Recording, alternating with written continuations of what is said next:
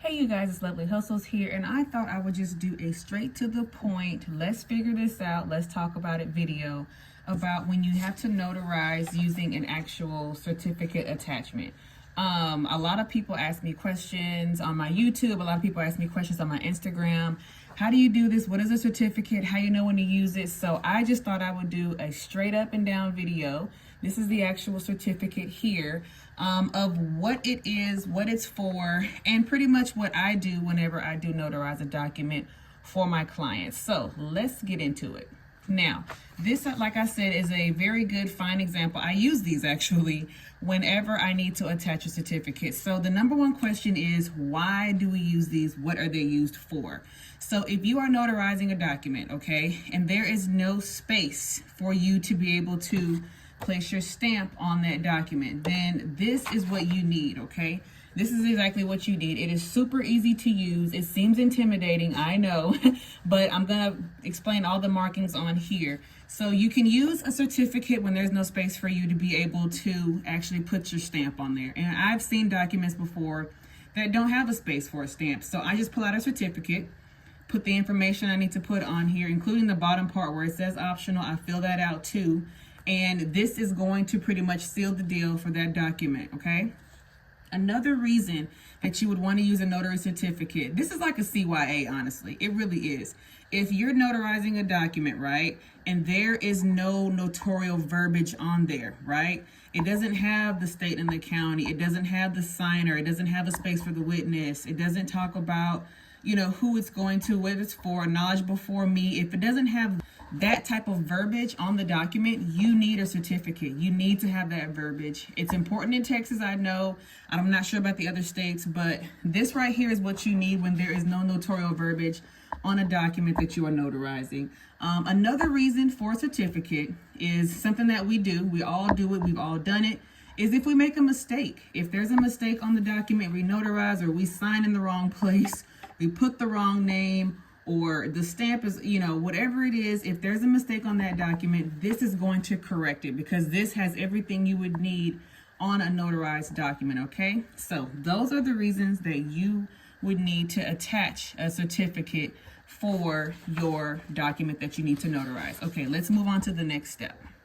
So really quick, whenever I arrive to do a notarization for somebody, I always make sure I have a stamp.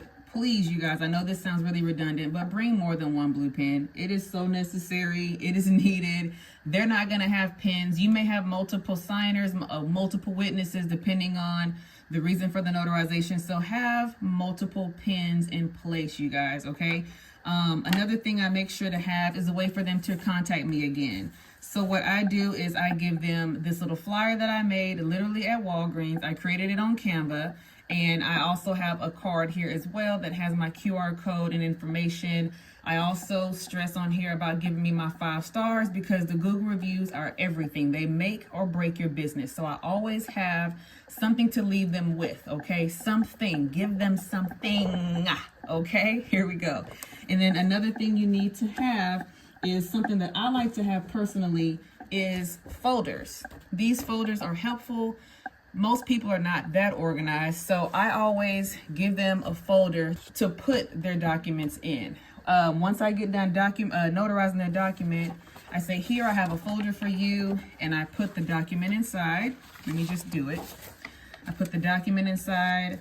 I also add my little marketing tools in there, and have a great day. Some people also will take this on the front of their folders because, you know, it's just a part of business. So you can do that any way you'd like, but I definitely try to be as professional as possible and give them something to keep their documents organized in, okay?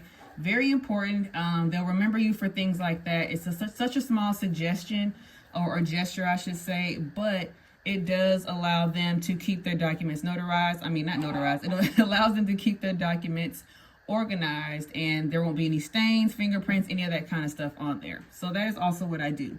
Number 3, I'm not sure where you live or where you at, what neighborhood you're going to be in, but always make sure that you take your payment. Go ahead and take your payment because you showed up, you have your documentation, You have your stamp, you have everything you need to do your part. Now they need to just go ahead and pay you. I take the payments up front, and to be honest, when I get there, they're holding their phone in their hand and they're like, how do I pay you?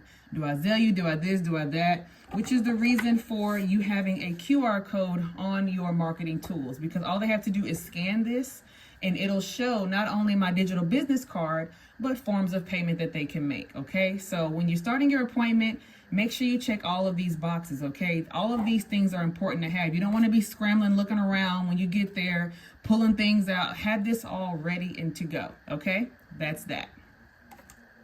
Now, I know y'all are waiting. Here we go. This is the document. This is the certificate that I'm going to attach. Now, I'm left-handed, so sorry if my hand is in the way, but I'm going to move my hand back anytime I do fill out something here, okay? First, we're going to start with the county. What county are you actually signing the document in? That is important. Don't put the county they want you to put. Put the county that you're actually in when you're signing the document. Otherwise, it's not valid. It's not telling the truth. It's not honest. So make sure you fill out the county. I'm just going to put a random county here in Texas, and it's actually called Belton. So we'll do Belton County. All right, and here we go. Before me, on this document right here, you guys, it says before me, name and character of notarizing officer. So it even gives you an example. Okay, thank you, NNA. So you're going to put your name, and then you're going to put comma and what you are. You're a notary public, okay? So let me put a name on here and just show you exactly what it's supposed to look like. What name can I use, y'all? What name, what name should I use on here?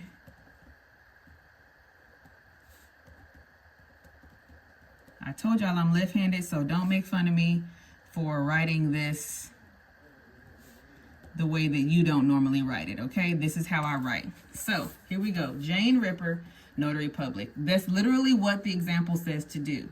On this day, personally appeared. The name of the signer. So who is the signer? Who is the person that called you? How, you know, that's what they're going to put right there. It doesn't say sign of signer. It says the name of the signer, okay? Name of signer. Make sure you have them write their name out on here, okay? So the name of the signer.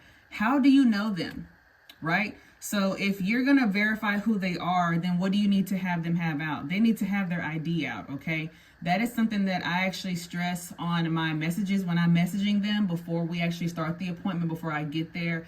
I text and say, please have your ID ready. Sorry I didn't mention that before, but make sure they have their ID ready, because all it does is just take time when you get there. Oh, let me go find my ID. Let me go get my wallet. Let me go get my purse. So whatever it is, however you're going to know them, you need to put that on here. So if you know them, or prove to me on the oath of, okay? And then the credible witness. Who's the witness? In Texas, the notary can be the witness. So you can put your name here as the credible witness. If there is a witness there, then they'll put their name on there, okay? So that's how that works, okay? You can either put known to me, or you can put prove to me on the oath of. One or the other. Who is the credible witness? I'm going to put myself, because most of the time when I'm notarizing documents, I am the credible witness, which is why I'm there, okay? So Jane Ripper.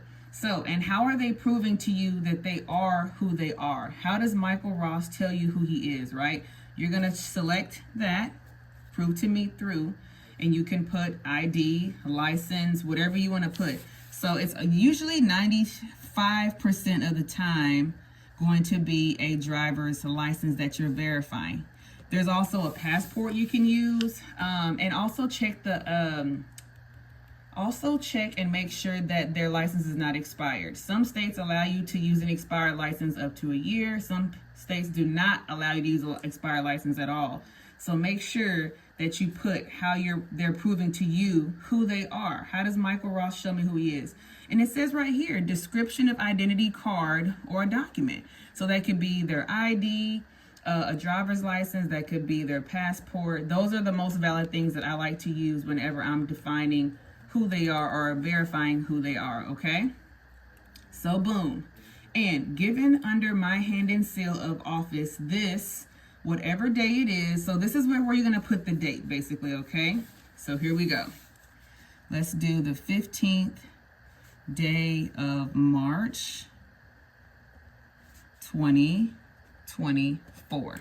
Okay, there we have it. So this is how it's looking so far. Here's a close-up of it. This is pretty much the date, okay? This certificate is actually a very good one because it's really hard to mess up. It's going to give you examples of what's going where and how you're going to put it on the document. And then, of course, the next thing you're going to do is sign. You're the notarizing officer, so you're going to sign the document, okay? Let me sign.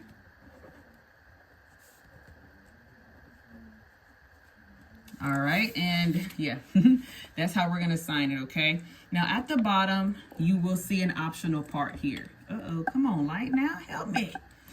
Light, seriously, bro. Okay, so at the bottom is optional. I used to not fill this out, but one day I stopped and just took some time to read it. And to me, it just helps define what it is that this certificate is going to be attached to. Let's say the document is 3 pages long, right? Including this page, let's just say it's 3 pages. So we'll put a number 3 here. Sorry, y'all, I'm left-handed. So I'm going to put 3 pages total.